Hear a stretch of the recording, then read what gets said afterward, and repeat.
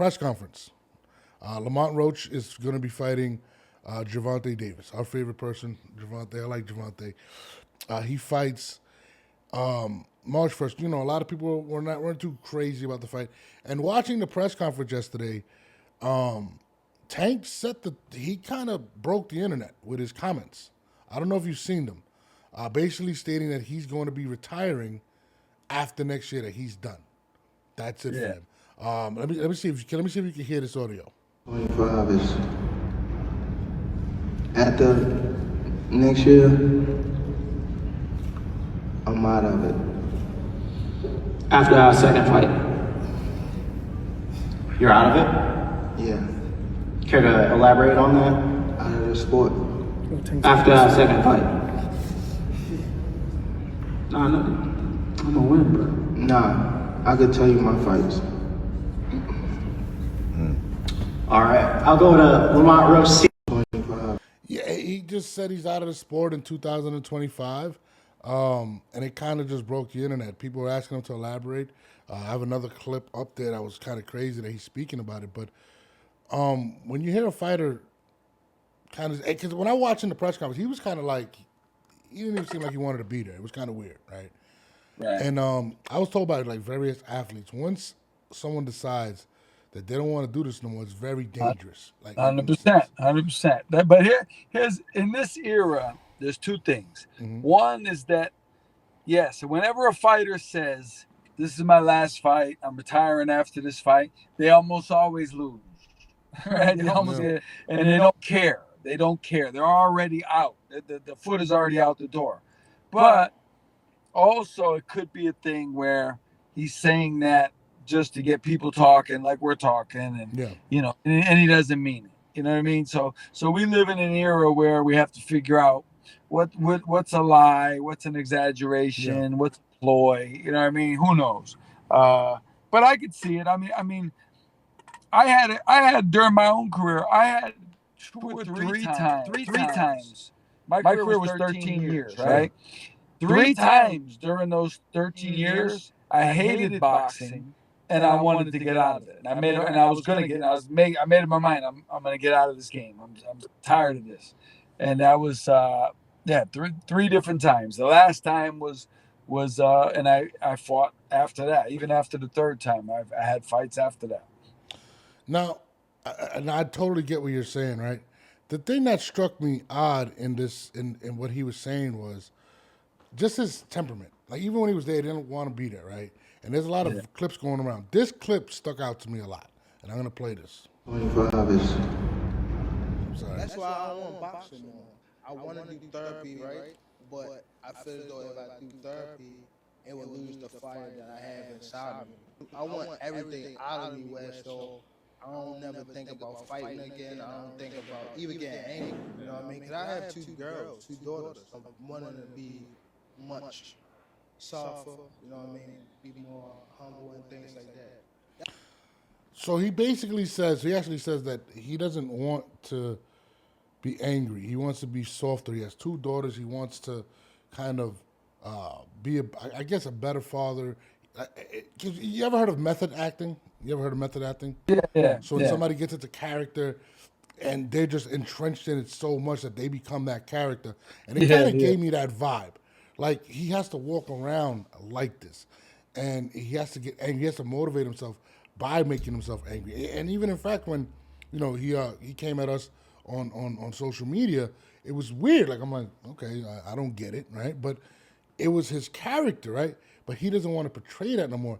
And when I seen it, I was like, I get it. I do get it.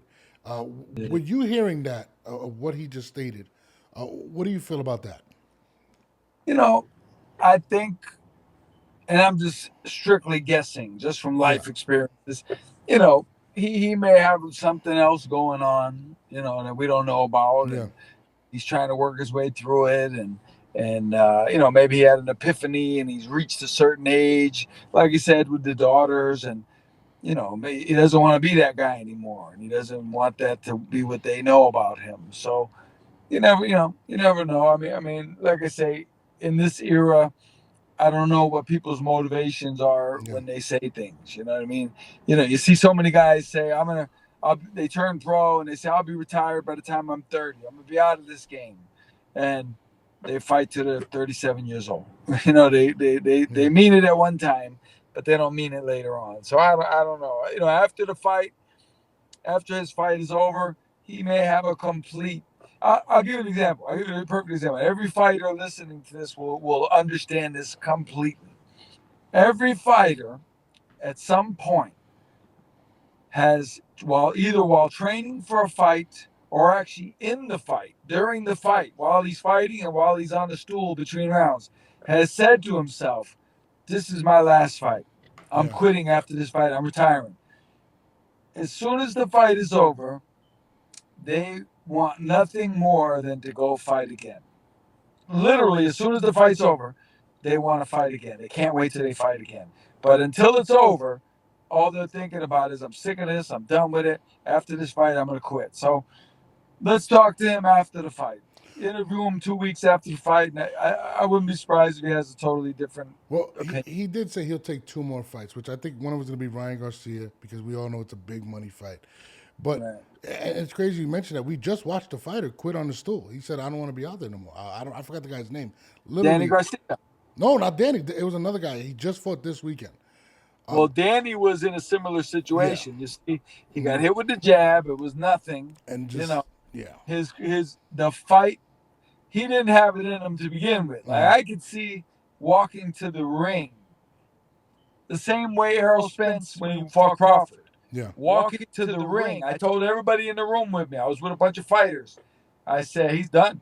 And they're like, what are you talking about? They haven't even gotten in the ring yet. I said, he's done. I'm telling you. I can see, really, I can tell by his whole demeanor. I could tell by his whole facial expression, everything. And everybody was like, they didn't know what I was talking about. But when it was over, they were like, man, it's crazy. You called it before they even went to the ring. And, Danny was another one. His whole demeanor was just passive. Like, he wanted to be anywhere on earth other than that boxing ring. And, Tank, we're gonna see, but it's not a good sign for someone to talk about retiring before they actually retire. the crazy thing for me was that Tank to me doesn't box for legacy. He doesn't box for to be great, and I think that's been very obvious to a lot of people. Right. You know, I feel like he just wants to. He's good financially. He doesn't need to box. So I kind of believe him. I mean, he's made millions. So to me, Right. I feel like as long as he invests his money, he'll be straight. But I think Danny loved the sport. I think Danny wanted to be great. I don't believe, and this is just me, that he cares enough. And he's come out and said it. In some of those clips, and I should have uploaded it. He said, "I don't care about the belts. I don't care about those things. I just want to take care. I want to take care of my family. I want to be financially good." So to me, I kind of believe him. I believe Yeah. him. I don't think. See, like if you would have told me somebody like you or somebody, I don't know, somebody like a Canelo or a David Benavidez or even an Arthur, I think they fight to be the best, right? Gervonta Yeah. never gave me that vibe. Some guys take it very serious, personal, right? Where Yeah, other guys, boxing is just their job. It's just how they make money, and they can't wait to retire. The same way guys working for an insurance company, they can't wait till they get their pension and they can go golf, right? yeah. And he seems like he's at that point, and it makes sense because I'll tell you something. I've always said, I've always maintained this, and it's why I am who I am today. Yeah. I still think about boxing like I did when I was 15 years old.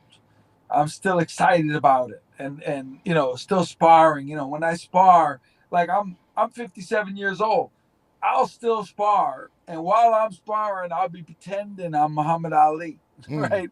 In the Rumble in the Jungle, or I'll pretend I'm somebody. I'm having fun with it, Yeah. like I did when I was a kid. It never was a business to me. It was never a job to me. So I've always maintained that love for it on that level. I think a lot of these guys, it's crazy to say, but when they treat it like a job and a business and so as a way to make money, it's a different vibe and it's a different feeling. You know, they could quit on a stool in their last fight Yeah. and say, "Hey, man, you know, it's my last fight anyway, so I'm just gonna quit. I mean, I'm not feeling good." Whereas I don't know if it was you I was telling this, but I'll give an example of the mentality and how it's changed over the years. Yeah. Archie Moore moved up to heavyweight from light heavyweight to fight Rocky Marciano for the title, right? Okay. He got stopped in the 9th round. After the 8th round, he took some bad abuse in the 8th round. The referee came to the corner after the 8th and wanted to stop it. And Archie Moore told him, he said, "Listen, man, and this is me verbatim, you know, not exactly what he said, but I'm just telling you what he was saying." He said, "Listen, I'm a champion too. You have to let me go out like one." And the ref understood, and the ref said, "All right." He went out. He got knocked out the next round by Rocky Marciano. He went down fighting. He couldn't. He could not, as a champion, sit on the stool and not come out. I understood that completely. I think all of them, you know, back then, that's how they thought about the title meant everything. Yeah. And nowadays, guys are more their businessmen, you know, and the title. I mean, how many guys back in the day, it was very rare for someone to allow themselves to be stripped of a title. You know, you wouldn't get stripped. Like now, they'll say, oh, I have to fight this guy. Well, strip me then. I'm not going to fight him.